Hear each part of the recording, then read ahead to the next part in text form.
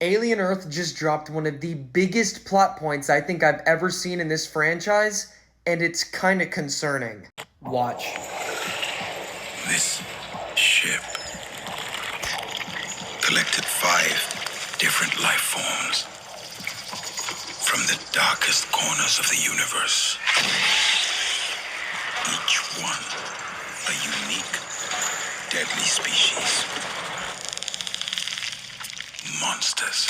5 different species. And some of these species we've seen before. One of which, as you can see here, one of which probably being a different variant of the trilobite that we saw going against the engineer. You know, the one that produced that Deacon? The same one that was stated to have turned into a mountain? Yeah, they just have that. You can tell based off of the way that it moves and its squid-like features. It's not exactly the trilobite, because that thing is ginormous, but probably a different type. Because be for real, how the hell would you get that into containment? A few of these other ones are a bit hard to see. We do know that one of these happens to be a facehugger. And what makes this even scarier is the rest of these are completely unknown. But in all honesty, what I'd really like to see is something infected with the black goop. Bringing that back into the reality of the Alien franchise after Prometheus would be very interesting. And knowing that we saw the black goop and what it can do in Alien Romulus, being able to bridge the gap between Prometheus, Alien Earth, and Romulus would be very cool. And this one may be a bit of a long shot, but I would really love to see a royal facehugger. We have not seen a royal facehugger in any live action aspect of Alien.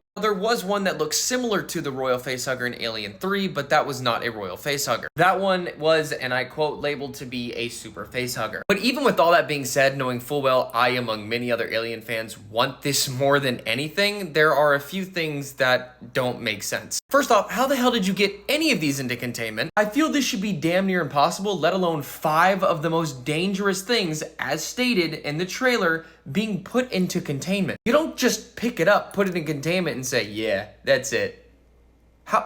When has that ever worked? Especially if they're alive?